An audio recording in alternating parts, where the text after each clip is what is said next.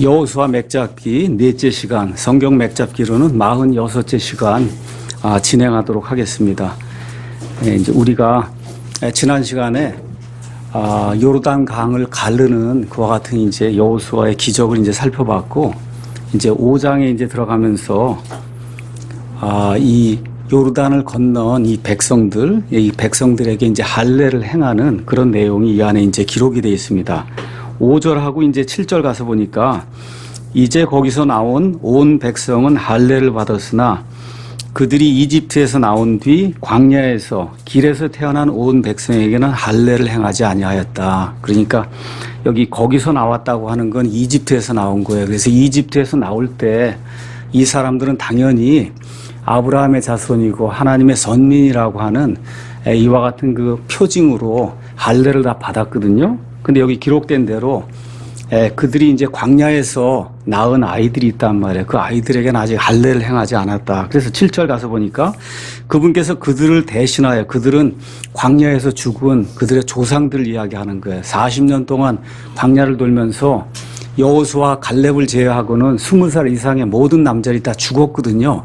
그래서 그들을 대신하여 일으킨 그들의 자손들에게 여호수아가 할례를 행하였으니 그들이 길에서 그 자손들에게 할례를 행하지 아니하였으므로 그들이 할례를 받지 아니하였더라. 성경이 이제 이렇게 이제 기록이 되어 있습니다. 그래서 할례에 대해서는 조금 이따 이제 다시 한번 이야기하고요.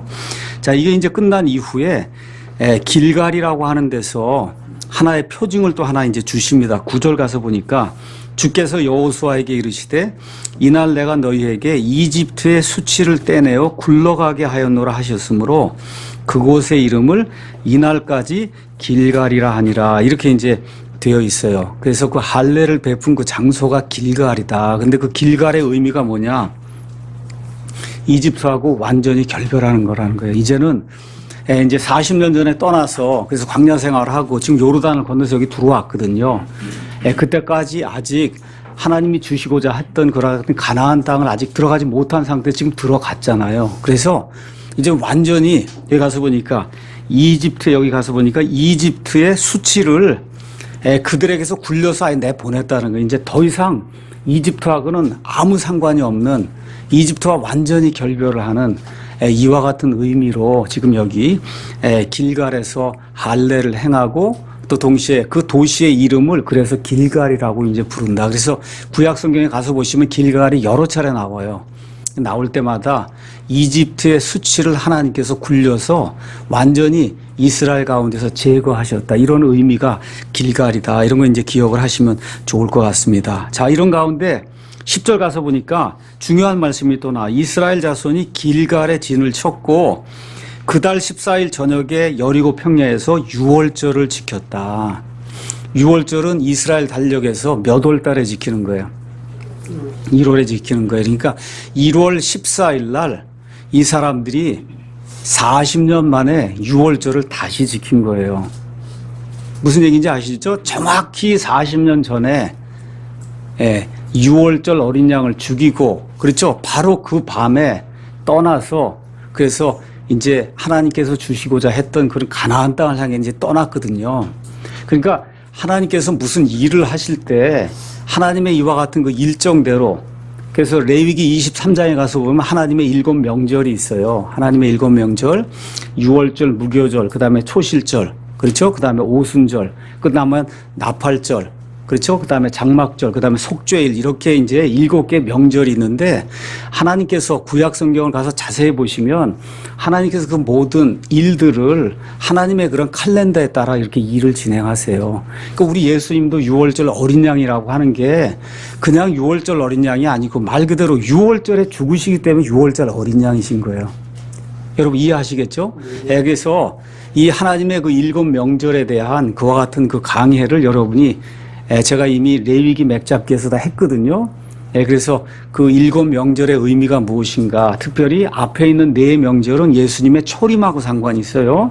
유월절, 그 다음에 무교절, 그 다음에 초실절, 그 다음에 이제 오순절은 성령 강림, 이렇게 해서 예수님의 초림하고 상관이 있고, 그 다음에 뒤에 있는 3개, 나팔절, 그 다음에 속죄일, 그 다음에 장막절. 특별히 이제 장막절은 말 그대로 텐트를 치면서 그러면서 하나님께 이제 영광을 돌리고 온 이스라엘 백성이 모이는 그런 때요. 말 그대로 장막절은 결국 이제 천년 왕국 때 이제 하나님께서 사람들 가운데 이 땅에서 사시는 거주하는 그와 같은 일들을 보여주는 거거든요. 그래서 이런 데 이제 가서 보시면 성경이 그냥 괜히 그달 14일에 유월절 지켰다. 이게 그냥 적어 놓은 것이 아니라 하나님께서 하나님의 계획표에 따라서 정확하게 만 40년이 되는 바로 그날, 그렇죠? 할례를 행함으로 말미암아 이 가나안 땅에 새로 들어간 그 새로운 세대들이 하나님께로 완전히 구분된 하나님의 선민이라고 하는 그런 사실을 하나님이 우리에게 이제 보여주시는 겁니다. 그래서 이런 것들 가만히 보면서 드디어 이제 11절, 12절 가서 보면 어떤 일이 생기냐. 지금까지는 하나님께서 기적적으로 40년 동안 만나를 주셨어요. 그래서 시편에 가서 보시면 만나는 천사의 음식이라고 돼 있어요. 그래서 이들이 수고하지 아니하여도 40년 동안 하나님께서 매일같이 만나로 이들을 먹여주셨거든요. 그건 기적의 삶이에요. 근데 이제 가나안 땅에 들어갔거든요. 가나안 땅에서는 기적의 삶이 아니고 하나님께서 미리 마련해 두신 섭리로 삶을 사는 거를 지금 우리에게 보여주는 거예요. 그래서 여기 가서 보니까 11절, 6월절 다음 날, 그게 뭐예요? 15일 날 그 땅에 묵은 곡식을 먹었다는 거예요. 바로 그날에 누룩 없는, 왜 그래? 15일이 무교절이잖아요. 그렇죠? 15일부터 시작해서 일주일 동안이 무교절이에요. 누룩이 없는 그와 같은 걸 먹어야 되는 이와 같은 절기가 무교절입니다. 그래서 성경 가서 보면 누룩은 항상 죄의 상징으로 나오고 있어요. 그래서 하나님의 백성이 죄가 들어가 있지 않은, 죄를 상징하는 그와 같은 이 누룩이 들어가 있지 않는 그런 빵을 먹었다고 또 성경이 구체적으로 이런 거를 기록을 하고 있는 겁니다. 그래서 그들이 그 땅에 묵은 곡식을 먹은 그 다음날이면 며칠이에요? 16일에 드디어 만나가 그쳤다는 거예요. 이제부터는 만나가 안 내리는 거예요. 지금까지 여태까지는 기적으로 살았는데 이제부터는 하나님의 섭리, 하나님의 돌보심으로 사는 그와 같은 일이 생겼다. 그래서 이스라엘 자손이 더 이상 만나를 얻지 못하였으나 그해 가나안 땅의 열매를 먹었다. 그래서 가나안 족속들이 그 전해 또 이렇게 해서 곡식을 비축하고 한 게 있고, 그렇죠? 그 해 지금 이쯤 되면 4월이란 말이에요. 이스라엘 백성의 1월은 지금으로 이야기하면 4월이에요. 4월 한 15일 이렇게 되면 그러면 이미 이 사람들이 밀과 이런 것들을 이제 수확하는 그런 때가 이제 다가오기 때문에 그래서 그 해 가나안 땅에서 생기고 또 그 전에 저축이 돼 있던 그 사람들의 이제 이 양식을 먹은 그와 같은 일이 이 안에 기록이 돼 있습니다. 그래서 여기에서 할례의 의미는 드디어 요르단을 건넜단 말이에요. 그렇죠? 그러면서 자기 자신에 대해서 죽어야 한다 하는 그런 거를 하나님께서 이제 표징으로 보여주시는 거예요. 또한 동시에 예수님과 하나가 돼야 된다. 이 구약의 예표를 신약으로 와서 우리가 적용을 하면 예수님과 이제 하나가 돼야 된다 하는 그런 것들이 이제 나타내는 겁니다. 그 표시로 구약 시대에 사람들이 이제 할례를 받았어요. 근데 이 할례가 너무나 오랜 기간을 거치면서 말 그대로 할례 자체의 의미는 사라지고 그것 자체가 자랑거리가 되고 그것 자체가 마치 구원의 징표로 여겨지는 이와 같은 나쁜 일이 이스라엘 백성들 가운데 이제 생기게 됐습니다. 그래서 로마서 가서 보니까 이 사도 바울 자신이 유대인이에요. 할례를 받은 그런 사람이에요. 근데 뭐라고 이야기하느냐? 2장 25절에 내가 율법을 지키면 할례가 참으로 유익하나 내가 율법을 어기는 자가 되면 내 할례가 무할례가 된다. 이스라엘 백성이 할례 자랑을 엄청나게 하는데 실제로 하나님의 법은 지키지 않는단 말이에요. 이렇게 되면 그들이 육체에 받은 할례가 아무 소용이 없다는 거예요. 그게 무할례가 되나니 그런즉 무할례자가 율법의 의의를 지키면 저와 여러분 같은 이방인들이 율법에 있는 그 하나님의 의, 하나님의 말씀을 지키면 그의 무할례를 할례로 여겨야 되지 않겠냐. 지금 사도 바울이 그렇게 이야기를 하고 있는 거예요. 또한 본래 무할례자가 율법을 이행하면 글자와 할례를 통해 율법을 범하는 너를 판단하지 아니하겠느냐. 지금 유대인들을 정죄하는 그와 같은 말씀을 주고 있는 겁니다. 그러면서 무엇라고 결론을 내리냐. 이는 겉으로 유대인, 이 포피에 이와 같은 자국을 낸 이런 것들을 자랑으로 삼는 겉으로 유대인이 진짜 하나님이 보신 그런 유대인이 아니고 겉으로 육체에 행하는 할례가 그 할례가 아니기 때문이라. 오직 속으로 유대인이 유대인이요. 여기 이런 거 이야기할 때 그 유대인은 잘 생각하셔야 돼요. 여기 유대인은 아브라함의 믿음을 통해서 구원받은 그 사람을 지금 유대인으로 표현하고 있는 거예요.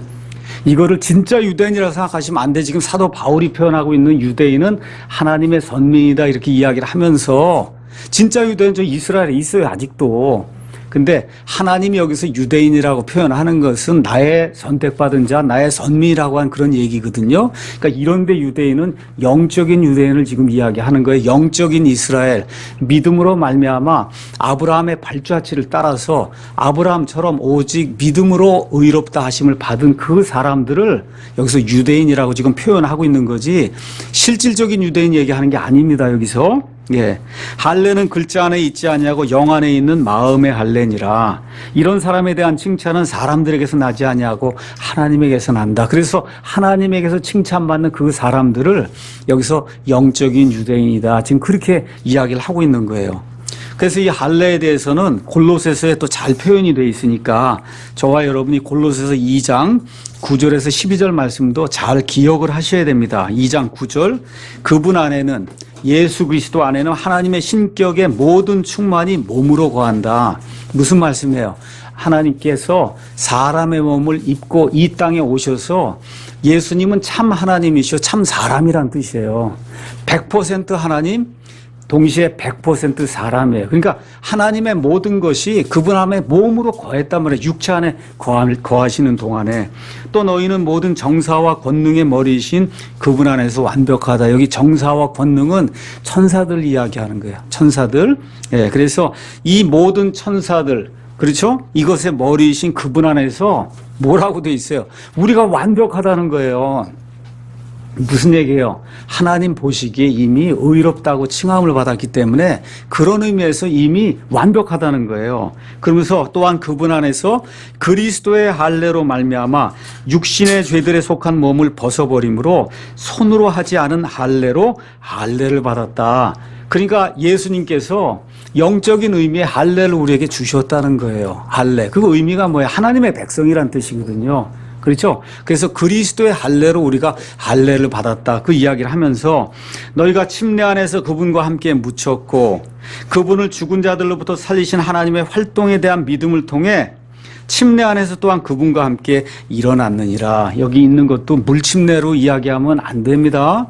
물속에 아무리 많이 들어갔다 나와도 예수님과 함께 죽었다가 예수님과 함께 일어나는 그런 일 이야기하는 거 아니에요. 여기 나와 있는 침례는 성령 침례를 이야기하는 거예요. 그래서 성령님 안에 푹 잠기든지 아니면 성령님이 처음부터 끝까지 우리 자신을 완전히 채우든지 해서 성령님과 하나가 되는, 그래서 성령님의 충만을 받은 이와 같은 일, 성령님의 침례, 이런 일 일생에 한 번 일어나는 그런 일인데 이 일이 그리스도의 할례라고 표현이 되면서 성령 침례로 여기 이제 표현이 되고 있는 겁니다. 이런 것도 이제 기억하면서 신약의 할례는 마음의 할례다. 이런 것들을 이제 기억을 하시면 좋습니다. 자, 이게 끝난 다음에 이제 5장 13절부터 15절은 5장에 속해 있지만 실질적으로는 6장하고 같이 봐야 되는 거예요. 6장하고, 그러니까 다시 말씀드려서 5장 13절부터 6장에 나와 있는 전체 내용이 여리고 정복에 관한 거예요. 여리고 정복. 자, 그래서 이제 여리고를 정복하는 내용이 이제 여기 나오는데 먼저 이제 결론의 말씀 먼저 드립니다. 히브리서 11장 30절 우리가 가서 한번 읽어보겠습니다. 히브리서 11장 30절 여기 가서 보시면 여리고 정복에 대해서 하나님께서 하나님 자신의 말씀으로 우리에게 주석을 주세요. 11장 30절 믿음으로 그들이 이레 동안 여리고 성벽 주위를 돌매 성벽이 무너져 내렸다. 이렇게 기록이 돼 있어요. 그러니까 믿음으로 승리한다는 거예요. 믿음으로 승리한다. 그래서 고린도후서 10장 4절에 있는 것처럼 우리의 전쟁 무기는 실질적으로 영적인 거다. 지금 뭐를 해야 되느냐 하면 이제 들어가서 길갈에서 이제 할례로 다 받고 그 다음에 거기에 있는 가장 첫 번째 도시 여리고를 정복해야 되는 거예요. 여리고 정복은 가서 싸워야 되는 거예요. 그렇잖아요. 육신적으로 가서 싸워야 되는데 하나님께서는 먼저 무엇을 우리에게 강조해 주시냐? 육신의 힘이 아무리 강력해도 하나님 함께 하지만 안 된다는 거예요. 그걸 보여주시기 위해서 믿음을 가져야 하나님이 역사하신다는 그 일을 보여주시기 위해 하나님께서 믿음으로 이들이 이래 동안 여리고 주위를 돌게 될 때 여리고 성벽이 무너져 내렸다고 주석을 우리에게 하나님이 직접 주시는 거예요. 그래서 요한복음 16장 33절 이런 데 가서 보시면 저와 여러분이 어려움을 당할 때 예수님께서 우리에게 주시는 그와 같은 위로의 말씀이 그 안에 들어 있습니다. 예수님께서 너희에게 이 일들을 말한 것은 너희가 내 안에서 평안을 누리게 하려 함이니라. 세상에서는 너희가 환난을 당할 터이나 기운을 내라. 내가 세상을 이기었노라 하시죠. 얼마나 멋있어요. 내가 세상을 이기었노라. 그렇잖아요. 예, 여러 사람들이 저의 뭐 이런 건강 이런 것도 이제 염려해서 이렇게 문의도 주시고 이렇게 이제 하세요. 그래서 제가 문자도 여러분에게 이제 보내드리고 했듯이 건강합니다. 마음에 불안한 게 하나도 없거든요. 왜 그러냐? 여기 나와 있는 그대로예요. 세상에서 너희가 환난을 당할 터이나 기운을 내라. 내가 세상을 이기었다. 그 우리의 구원의 대장이 바로 예수님이에요. 그 예수님이 구약시대의 이름으로 여호수아예요. 그러니까 여호수아, 우리의 여호수아, 그 예수님이 지금 우리의 믿음을 통해서 그래서 이 여리고를 항막하는 그와 같은 내용이 지금 이 안에 이제 기록이 되어 있는 거다. 이런 것들을 저와 여러분이 잘 이해를 하셔야 돼요. 자, 그래서 지금 전쟁을 해서 여리고를 차지해야 돼요. 근데 여기 5장 13절 거기 가서 보니까 누가 나타나냐 하면 주님의 군대, 하나님의 군대의 대장이 나타나는 거예요. 거기 13절 제가 읽어보겠습니다. 여호수아가 여리고 옆에 왔을 때 눈을 들어보니 보라 한 남자가 칼을 빼어 손에 들고 마주섰으므로 여호수아가 그에게 가서 그에게 이르되 너는 우리 편이냐 우리 대적들의 편이냐 하며 그가 이르되 아니라 나는 지금 주의 군대의 대장으로 왔느니라 하니 여호수아가 얼굴을 땅에 대고 경배하며 그에게 이르되 내 주께서 자신의 종에게 무슨 말씀을 하려 하시나이까 하며 주의 군대의 대장이 여호수아에게 이르되 내가 선 것은 거룩하니 내 발에서 신을 벗으라 하며 여호수아가 그대로 하니라. 지금 이렇게 이제 나오고 있어요. 그러니까 여리고를 정복하기 전에 주님의 군대의 대장이 나타난 거예요. 주님의 군대의 대장. 이건 무슨 이야기 하느냐? 지금부터 가나안 땅에서 싸우는 모든 전쟁은 나 주님의 전쟁이라는 거예요. 이게 너희 이스라엘 백성이 육신의 힘을 가지고 가서 싸우는 그런 전쟁이 아니라 나 여호와라고 하는 이 땅과 온 우주 만물을 창조하고 사람에게 영을 넣어준 바로 그 하나님이 치르는 그런 전쟁이다. 이걸 지금 보여주기 위해서 주의 군대의 대장을 여호수아에게 보내는 그런 내용이 성경에 이제 기록이 되어 있습니다. 여기 가서 보면 전쟁은 주님에게 속한 것이다. 성경에 여러 구절이 나와요. 그 구절 가운데 사무엘기상 한번 가서 보겠습니다. 사무엘기상도 얼마나 좋은 말씀인지 알 수가 없어요. 사무엘기상 17장은 다윗이 블레셋의 챔피언이라고 되어 있어요. 우리 킹제임스 성경에 블레셋의 투사 챔피언이 누구하고 싸우는 거예요? 골리앗하고 싸우는 그런 내용이 이 안에 이제 기록이 되어 있습니다. 참 재미있죠. 영어 성경의 챔피언으로 우리 헤비복싱 뭐 이렇게 챔피언 있잖아요. 복싱 챔피언 이렇게 할 때 챔피언. 블레셋 사람들의 챔피언 지금 골리앗하고 싸우는 그런 내용이 여기 기록이 되어 있는데 17장 45절 거기 가서 보니까 다윗이 이야기하는 내용이 이제 이렇게 기록이 되어 있어요. 다윗이 그 블레셋 사람 골리앗에게 이르되 너는 칼과 창과 방패를 가지고 내게 오거니와 나는 내가 도전한 이스라엘 군대 하나님 곧 만군의 주의 이름으로 내게 가노라.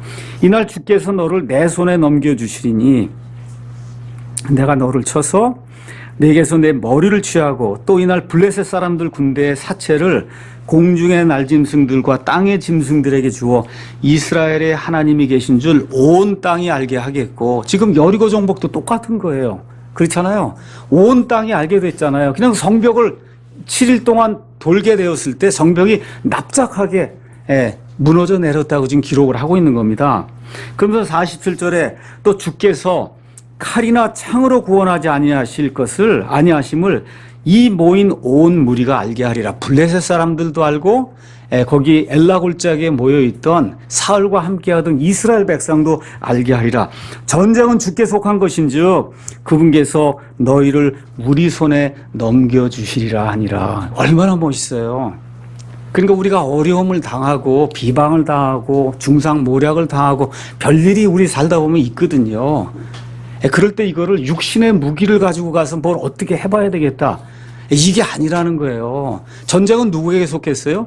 여호와 하나님께 속한 거예요. 하나님께서 하나님의 이름으로 그런 모든 일들을 처리해 주신다고 지금 우리에게 이야기하고 있기 때문에 전능하신 하나님을 저와 여러분이 의지를 해야 됩니다. 여기 나와 있는 그대로예요. 예.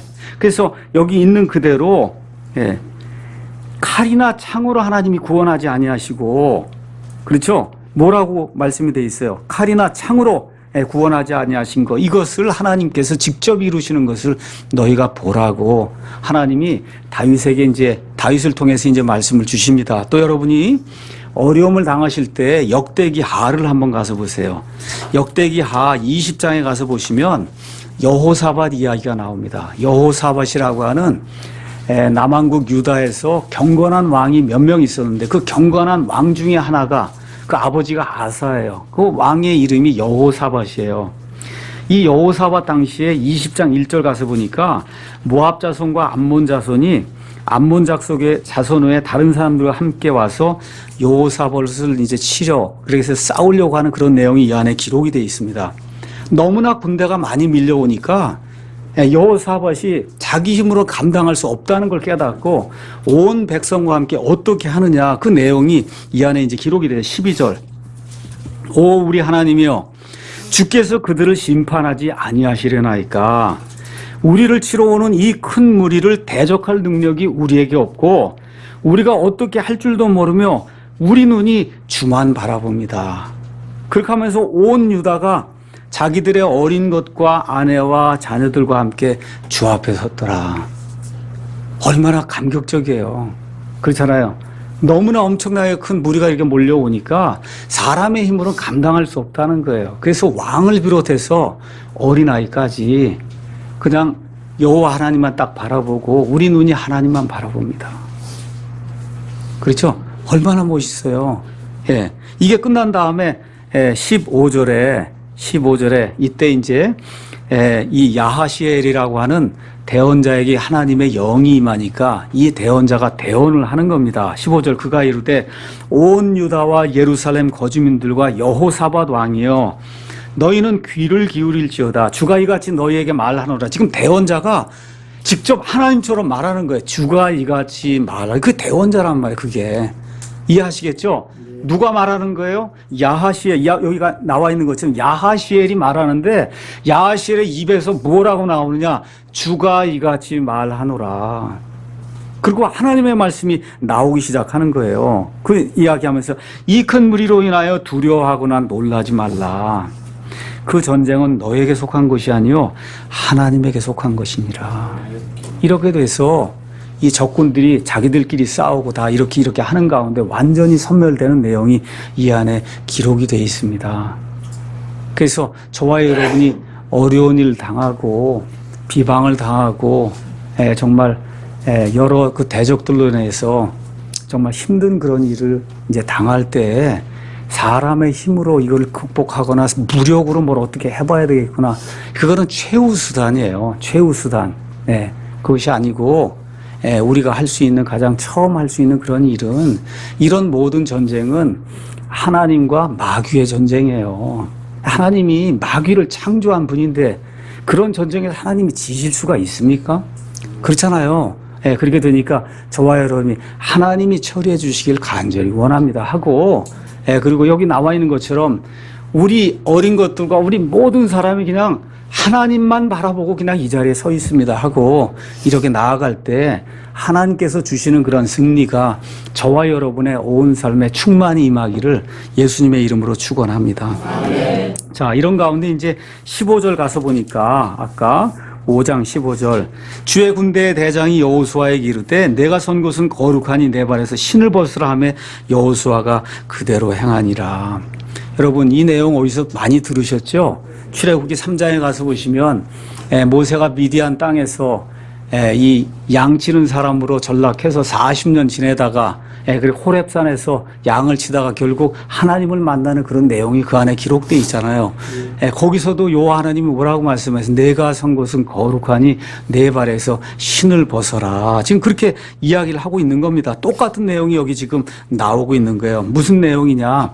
하나님을 두려워하고 그리고 거룩한 하나님의 임재가 있는 그곳, 거룩한 곳, 이런 것들에 대한 의식을 가지고 저와 여러분이 살아야 된다는 거예요. 그러니까 다시 말씀드리지만 성경 전체의 핵심이 뭐냐? 하나님을 두려워하라는 거예요. 하나님을 두려워해라. 하나님을 두려워하고 여호와 하나님을 두려워하는 게 지혜와 지식의 시작이라고 이야기하고, 이걸 떠나면은 그러면 사람이 아무리 뭐가 잘 되는 것 같아도 인생은 70, 80, 많아야 100살이에요. 앞으로 우리에게 다가오는 영원이 있어요. 그 영원은 우리를 창조하신 하나님을 두려워하는 그 사람에게만 하나님과 함께하는 영원이 주어지는 거예요. 그래서 성경은 처음부터 끝까지 하나님을 두려워해라. 그러니까 저와 여러분이 우리 아이들에게, 아이들이 태어나면서부터 아이들이 의식이 있어 뭘 깨달으면 그때부터 우리가 죽을 때까지, 우리가 살아있는 동안 아이들에게 계속해서 상기시켜줘야 될 그 내용이 뭐냐? 하나님을 두려워해야 된다는 거예요. 오늘도 제가 우리 아이들에게 하나님을 두려워해야 된다. 오늘도 이야기해요.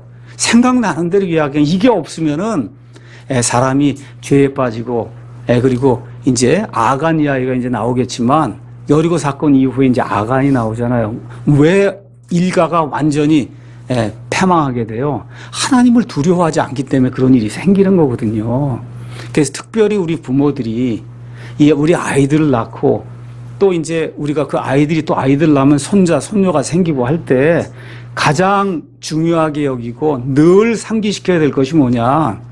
하나님을 두려워해야 된다는 거예요. 그래서 몸은 죽이고 그 이외에는 아무것도 할 수 없는 사람들을 그렇게 무서워하지 말고, 그렇죠? 몸과 영혼, 그 두 가지를 지옥 그 불 속에서 멸하시는 그 하나님을 두려워하라고 마태복음 10장 28절이 우리에게 이야기해 주는 겁니다. 그래서 두려움이 없으면 그러면 교만하게 되는 거예요. 두려움이 없으면 왜 예수님을 안 믿고 왜 하나님을 안 믿냐? 사람이 아무리 좋은 것 같아도 그 내면을 가서 보면 뭐가 교만한 거예요. 내가 다 할 수 있다는 그런 생각 때문에 이와 같이 하나님을 믿지 않는 겁니다.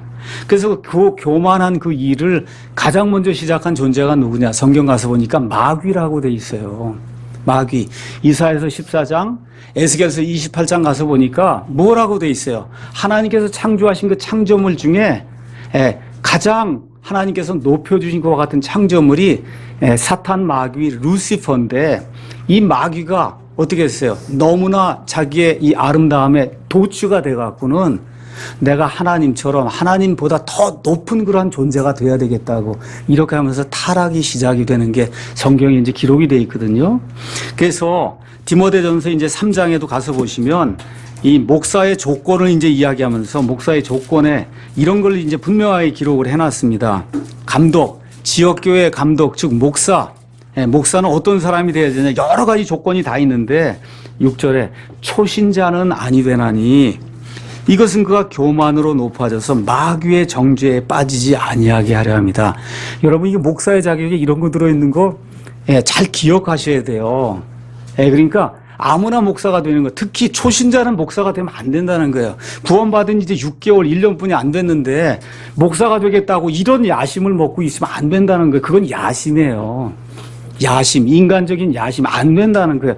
그런 사람이 목사가 되면 어떤 일이 생겨요?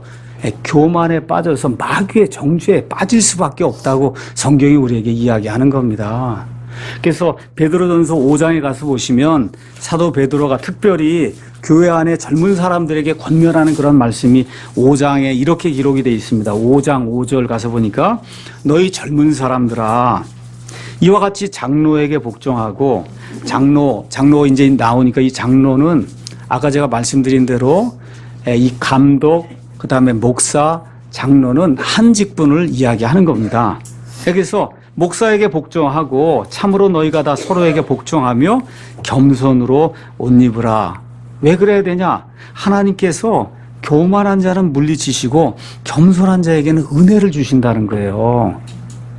이게 얼마나 중요한 말씀인지 알 수가 없어요. 6절 그러므로 하나님의 강한 손 밑에서 스스로 겸손하라. 그리하면 하나님께서 정하신 때 그분께서 너희를 높이신다는 거예요. 그래서 시편에 나와 있는 것처럼 사람을 높이는 것, 프로모션이라고 돼 있어요. 사람을 높이는 것은 어떻게 돼 있어요? 거의 동쪽에서 나지 않고 서쪽에서 나지 않고 남쪽에서 안 나고 어디서 나요? 북쪽에서 난다는 거예요. 북쪽이 어디예요? 하나님 계신 데가 북쪽이거든요. 북쪽에서 난다는 거예요. 하나님이 주시는 거예요. 사람을 높이는 것은 하나님이 주시는 거예요. 내가 크려고 하고 내가 영예를 차지하려고 하는 그 순간부터 나락으로 떨어지는 겁니다. 나락으로 떨어지는 거예요. 그래서 겸손하게 내 자신을 낮출 때 젊은 사람이든 나이가 많은 사람이든 교회를 오래 다녔든 신앙생활에 연륜이 깊든 아니면 뭐 신앙생활에 연륜이 짧든 간에 저와 여러분이 취해야 될 그 태도가 교만을 눌러야 되는 거예요. 교만을 눌러야 되는 겁니다. 제가 그래서 문자도 어저께인가 제가 보내드렸잖아요. 그렇죠? 이 모든 일들이 나를 낮추시는 걸로 내가 생각을 하고 그 오히려 내게 유익이 된다고 여러분에게 말씀드렸잖아요. 그렇지 않습니까? 예. 왜 그러냐? 지금까지 모든 일들이 다 잘 되면 너무 평안하게 이렇게 살아왔는데 또 하나님께서 이런 것들을 이제 주시니까 제가 내 자신을 살펴보고 나를 납작 낮추는 거 하나님 외에는 제가 도움받을 데가 없습니다. 그렇잖아요? 예. 이렇게 뭐라 그럴까? 험담이 있고 뭐가 있을 때 이럴 때야말로 나를 낮추는 그런 시간이 되고 이런 가운데 시편 119편을 한번 이렇게 읽어보시면 그냥 구구절절이 다 나에게 얘기하시는 게 그냥 구구절절이 다 얼마나 귀중한지 예전에 시편 119편이 그런 의미가 있는 줄 한 번도 몰랐단 말이에요. 그건 그냥 하나님의 말씀들에 대한 그런 말씀이고 이렇게 생각을 했는데 그게 아니더라고요. 가서 읽어보니까 그냥 말 그대로 구구절절 어려움을 당하고 시험을 당하고 비난을 받고 험담 속에 이제 빠져 있는 그런 사람들 누구예요? 저도 되고 여러분도 다 되는 거 아니에요. 그렇죠? 그런 의미에서 가서 한번 시편 119편을 읽어보시면 말 그대로 말씀이 꿀같이 달다 하는 게 그게 저와 여러분에게 현실로 아마 나타나게 될 겁니다. 자, 이런 가운데 이제 6장으로 넘어가니까 여리고 성을 어떻게 정복하느냐 하나님께서 이제 직접 정복하는 방법을 이제 알려주십니다. 뭐라고 말씀하세요? 7일 동안 여리고 성을 돌라는 거예요. 7일 동안. 그렇죠? 2회 동안 도는데 처음에 6일 동안은 여리고를 한 번만 돌아라. 한 번만. 그렇게 이제 여기 나와 있습니다. 그래서 3절에 가서 보니까 너희 모든 군사는 그 도시를 에워싸고 도시 주위를 한 번씩 돌되 너는 엿새 동안을 그리할지니라. 지금 이렇게 여기 너희로 돼 있고 또 너로도 돼 있고 이런 너는 뭐예요? 그냥 이스라엘 전체를 너로 이야기하는 거예요. 그러니까 이런 것 자체를 여기 너희와 너가 구분이 안 되는 그런 성경을 쓰면 그러면 문제가 생기는 거예요. 유로 다 써버리면 이게 단수복수가 구분이 안 되는 거거든요. 근데 하나님은 단수복수를 구분해서 주신 거예요. 그래서 우리가 영어 킹제임스 성경을 사랑하는 거예요. 단수복수가 구분이 되니까 복수에게 이야기하는지 단수에게 이야기하는지가 그 단수로 이야기할 때는 이스라엘 전체를 하나님이 너라고 불러주는 거예요. 얼마나 감사한 거예요. 그렇지 않습니까? 예. 자, 이런 내용이 이제 나오면서 제사장들이 나팔은 이제 부는데 백성은 모두 조용히 해야 된다고 지금 9절이 이야기하고 있어요. 그렇게 이야기하면서 일곱 날에는 7번을 돌아라. 7번 돈다 그러니까 야 이게 무슨 서울 시내 이걸 어떻게 7번 도나 이런 식으로 생각하는 사람이 있는데 제가 지난번에 뭐라고 말씀드렸어요? 이 여리고 크기가 얼마쯤 된다 그랬어요? 10,000평 정도 된다 그랬단 말이에요. 10,000평. 알겠죠? 그러니까 이거 도는 일이 그렇게 어려운 일이 아니라 7번을 지금 도는 겁니다.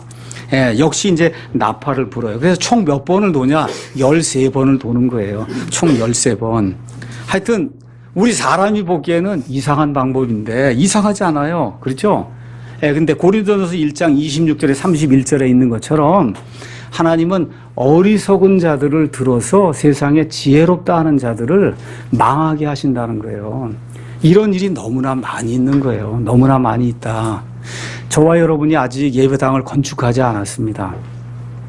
건축하려고 50억짜리 땅을 샀어요. 50억짜리 땅을 샀어요.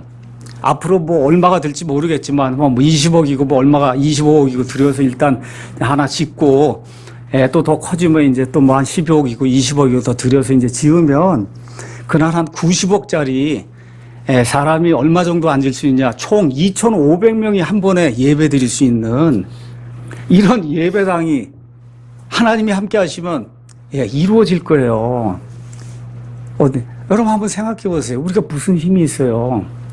그렇잖아요. 우리 교회가 지금 가진 돈이 7억 분이 없어요. 8억 분이 없어요. 올해 말 가야 이제 10억인데 이 10억을 가지고 지금 90억을 이제 해보겠다고 지금 그러는 거거든요. 근데 여러분 어떨 것 같아요? 돼요. 돼요. 저와 여러분이 신실하게 하면 됩니다.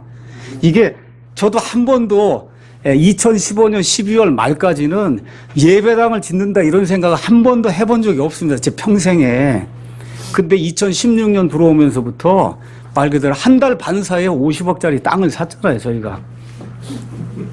그래서 우리 홍순애 형제님이 아마 독립침례교회 역사상이나 어느 교회 역사상 하여튼 이런 일은 전무후무할 거다. 한 달 반 만에 성도들이 그것도 헌금을 해서 사는 것이 아니라, 그렇죠? 돈을 교회에다 빌려주는 그런 풀링 제도를 통해서 원금을 다시 성도들에게 돌려주는 그런 방식을 통해서, 그래서 예배당을 짓는 일은 말 그대로 전무후무한 거예요. 우리 모르겠어요. 제가 지금까지 그런 교회가 있는지는 모르겠지만 제가 아는 한에서는 미국이든 한국이든 그런 제도를 사용해서 예배당을 뭐 50억이다 100억 이런 예배당을 지은 역사는 한 번도 없는 걸로 제가 알고 있거든요. 이상한 방법이지만 하나님께서 그렇게 일을 이루실 줄로 제가 믿어요. 왜 그러냐? 여기 나와 있는 방법. 지금 가서 창을 들고 뭐 검을 들고 싸워도 지금 일까 말까 한데, 지금 하나님께서 13번 돌게 하시더니 그러고선 그 성을 함락을 시키시잖아요. 이런 일들이 저와 여러분의 유익을 위해서 성경에 기록이 되어 있어요. 그래서 이 모든 것들이 기록된 것이 세상에서 어려움을 당하는 저와 여러분에게 유익을 주기 위해서 기록이 돼 있다. 성경이 이렇게 이제 우리에게 이야기하는 겁니다. 자, 그래서 여섯 날, 처음에 6날 동안에는 모두 조용히 하고 나팔만 분 겁니다. 근데 7째 날에는 나팔도 불고 여호수아가 뭐라고 해? 큰 소리로 외치라고. 그래서 15절, 16절에 여기 나와 있는 것처럼 7째 날에 그들이 날이 셀 무렵에 일찍 일어나 같은 방식으로 도시를 7번 에워쌌는데 그날에만 그들이 도시를 7번 에워쌌더라. 하나님의 완전수 7이잖아요. 그렇죠? 7번을 에워싼 거예요. 7번째 제사장들이 나팔을 불매 여호수아가 백성에게 이르되 외치라. 영어로 가서 보니까 아주 간단해요. 여기 16절 뭐로 돼 있어요? 샤웃이라고 써 있어요. 샤웃. 샤웃. cry가 아니고, cry는 비명을 지를 때 쓰는 말이 cry고, shout이라고 하는 거는 말 그대로 환호를 지른다든지, 알겠죠? 승리를 이렇게 외친다든지 할 때 쓰는 말이 shout이라고 하는 그런 단어예요. shouting을 하라는 거예요. 주께서 도시를 너에게 주셨느니라. 이렇게 이제 기록이 되어 있습니다. 자, 그래서 그 이야기가 끝난 다음에 17절, 그 다음에 이제 19절에 이제 가서 보면 라합을 건져내는 내용이 그 안에 이제 기록이 되어 있습니다. 라합을 살려야 될 거 아닙니까? 약속한 대로. 도시와 그 안에 있는 모든 물건은 주께 저주를 받을 터이나 오직 창녀 라합과 그녀와 함께 집에 있는 모든 자는 살리니 우리가 보낸 사자들, 스파이들을 그녀가 숨겼느니라. 정탐꾼들을 숨겨줬잖아요. 2명을. 너희는 반드시 저주받은 물건으로부터 너희 자신을 멀리해라. 너희가 저주받은 물건 중에서 취하여 너희 자신을 저주받게 하며 또 이스라엘 진영을 저주거리로 만들고 괴롭게 할까 염려하노라. 하나님께서 그 안에 있는 모든 것을 다 진멸하라고 그렇게 이야기했거든요. 그러나 모든 은과 금 그리고 놋과 쇠기구들은 주께 거룩히 구분되었은즉 그것들을 주의 보고에 드릴지니라. 하나님의 창고에 그것들은 드리고 나머지는 모두 진멸하라고 하나님께서 분명하게 명령을 주셨고 여호수아가 그대로 하달을 했고, 그렇죠? 그래서 이걸 어기면 그 사람뿐만 아니라 이스라엘 전체에게 하나님의 저주가 임한다고 지금 하나님이 분명하게 말씀하신 내용이 그 안에 이제 기록이 되어 있습니다. 자, 이런 가운데 20절 가서 보니까 제사장들이 나팔을 불매 백성이 그렇게 외치니라. 백성이 나팔 소리를 들을 때 크게 소리질러 외치니 성벽이 납작하게 무너져 내렸다. 그렇게 지금 기록이 되어 있습니다. 거기 가서 보면 fell flat이라고 되어 있어요. fell down flat. 플랫 아시죠? 납작한 거. 이런 것들이 정확하게 번역이 돼야 되는 게, 이게 우르르 그냥 성벽이 무너져갖고, 반쯤 무너지거나 그게 아니라 납작하게 무너져 내렸다는 거야. 납작하게 무너져 내렸다. 이렇게 백성이 각각 곧장 자기 앞으로 나아가 도시로 올라가 도시를 점령하고 하나님께서 주신 명령대로 도시 안에 있던 모든 것을 진멸하되 남자와 여자와 어린이와 노인과 소와 양과 나귀를 칼날로 진멸하니라. 이런 것들 두고 믿지 않는 분들이 하나님이 어떻게 아기와 노인까지 다 죽이라고 그렇게 하는 하나님이 어디 있느냐. 우리 하나님은 공의로운 분이에요. 그러니까 괜히 죽이지 않습니다. 괜히 죽이지 않아요. 제가 여러분에게 말씀드린 대로 이 아모리 족속, 가나안 족속이 회개하기를 하나님이 400년 동안 기다리셨어요. 아브라함 이후로 400년 동안 하나님이 창세기 15장 가서 보시면 아직 아모리 족속의 불법이 충만하지 않기 때문에 그들을 지금 소멸시킬 수 없다는. 근데 하나님은 다 아실까요? 모르실까요? 다 아시잖아요. 그렇잖아요. 그 충만한 때가 이르게 되면 내가 그냥 두지 않는다는 거예요. 그렇죠? 모든 사람에 대한 심판도 마찬가지입니다. 하나님이 기다리시는데 회개하기를 기다리신다. 모든 사람이 구원을 얻도록. 근데 끝까지 회개하지 아니하면 하나님이 공의로운 분이에요. 공의가 뭡니까? 우리가 법정에 가면 공의롭게 판단을 해야 된다. 정의롭게 해야 된다는 거예요. 그 무슨 얘기예요? 형벌을 받을 자에게는 형벌을 내리는 게 법이잖아요. 그렇잖아요. 칭찬을 해야 될 자에게 칭찬을 주는 게 국가의 법입니다. 사람이 만든 법도 그러한데 온 세상 모든 것을 치리하시는 하나님이 어떻게 공의롭지 않게 그렇게 재판할 수가 있겠어요. 그렇죠? 그래서 이 가나안 족속이 왜 다 어린아이부터 시작해서 노인에 이르기까지 다 죽어야만 했느냐. 하나님 보실 때 그들이 행하는 모든 행위가 처음부터 끝까지 하나님을 대적하고 우상을 숭배하고 마귀를 추종하는 그런 일이기 때문에 하나님께서 용납하실 수 없는 그러한 일이었다. 성경이 우리에게 그렇게 이제 이야기를 하고 있습니다. 자, 그래서 라합의 가족을 구출하는 그런 내용이 22절에서 23절에 이제 나오게 됩니다. 자, 여호수아가 그 지역을 정탐한 두 사람, 그 두 사람만 라합의 집이 어디 있는지 알잖아요. 그렇지 않습니까? 그 창녀의 집에 들어가 너희가 그 여인에게 맹세한 대로 그녀와 그녀에게 속한 모든 것을 데리고 나오라 하며 정탐한 청년들이 들어가서 라합과 그녀에게 속한 모든 사람을 데리고 나와 이스라엘 진영 밖에 두었다.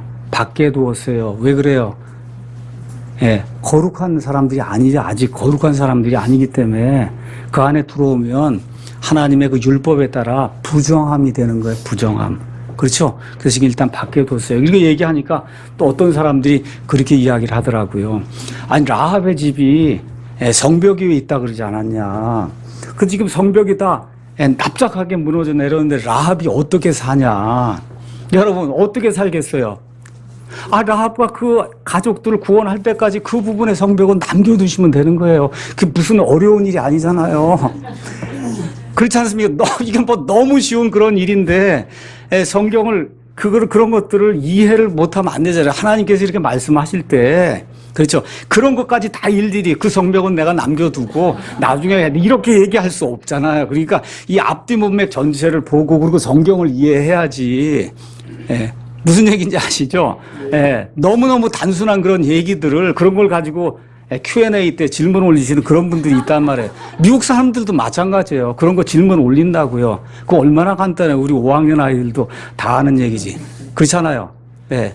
그 성벽을 완전히 무너뜨리기 전에, 특히 라합이 살고 있던 그 부분을 무너뜨리기 전에 그들을 구출한 이후에 납작하게 만드시면 그러면 끝나는 거 아닙니까? 그렇잖아요.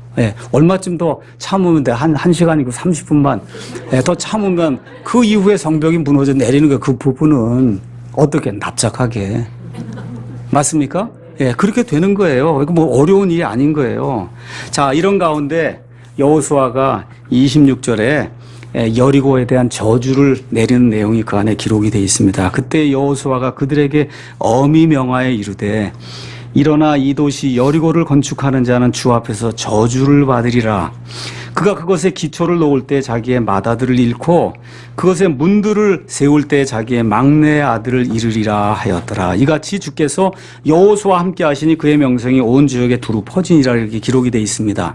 자, 이 저주가 이 사건이 있은 지 500년쯤 지나서 북왕국 이스라엘의 왕이 하나 서는데 그 왕의 이름이 아합이에요. 아합 당시에 이 일이 문자 그대로 이루어진 내용이 열왕기상에 기록이 되어 있습니다. 열왕기상 16장 34절.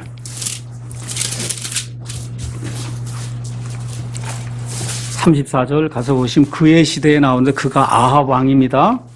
베델 사람 히엘이 여리고를 건축하였는데 주께서 눈의 아들 여호수아를 통해 하신 말씀에 따라 그가 그것에 기초를 놓을 때 자기의 맏아들 아비람을 잃고 그것에 문들을 세울 때 자기의 막내 아들 수굽을 잃었더라.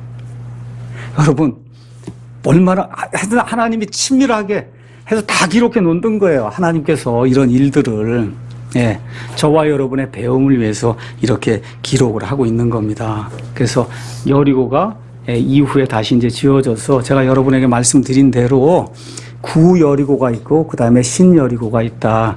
그래서 신약 성경을 읽을 때 여리고로 들어갔다는 거, 여리고로 나왔다고 하는 그런 것들을 잘 이해하라고 이제 말씀을 드렸습니다. 자, 이제 오늘 제가 말씀은 다 드렸고요. 하나만 여러분에게 재미있는 거 이야기하고 그리고 넘어가도록 하겠습니다. 이거 5장 1절 한번 가서 보시죠. 요르단 서쪽에 있던 아모리 족속의 모든 왕과 바닷가 가나안 족속의 모든 왕이 우리가 건널 때까지 주께서 이스라엘 자손 앞에서 요르단의 물들을 마르게 하신 것을 들었을 때 그들의 마음이 녹았고 이스라엘 자손으로 인하여 그들에게 더 이상 정신이 없었더라. 이렇게 돼 있어요. 그렇죠? 정신이 이게 또 무슨 뜻인가? 영어로 가서 보면 뭐로 돼 있나 한번 보세요. 영어로 가서 보니까 Neither was there spirit in them anymore 이렇게 돼 있어요. 영어에는 더 이상 영이 없었다 이렇게 기록이 돼 있는 거예요. 스피릿이 없었다는 거예요.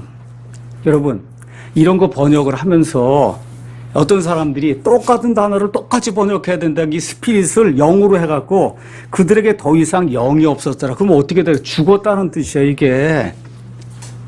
그러니까 이 스피릿이란 한 단어도 우리말로 옮기거나 할 때 어떻게 돼? 앞뒤 문맥을 보고 거기에 맞게 정신이 없었다고 그렇게 기록을 해야 되는 거예요. 기계적으로 똑같이 다 읽지 그 불가능한 거가 안 되는 거예요. 그렇게 번역하면 오역이 되는 거예요. 이건 우리만 그런 게 아니에요. 개역 성경도 정신을 잃었더라 그렇게 기록을 했어요. 정신을 잃었더라. 그런데 개역 성경하고 우리 성경이 다른 게 있어요. 뭐가 있냐? 우리 성경엔 더 이상 정신이 없었다는 거예요. 영어로 anymore라고 하는 그런 단어가 나온단 말이에요. anymore. 그렇죠?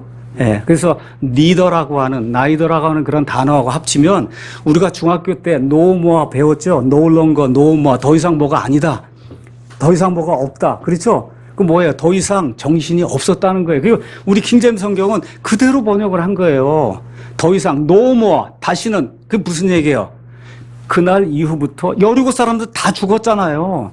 그렇죠? 그러니까 다시는 이제 이 사람들에게 정신이 없게 된 거예요. 어떻게 영원 무궁타 다 죽었으니까.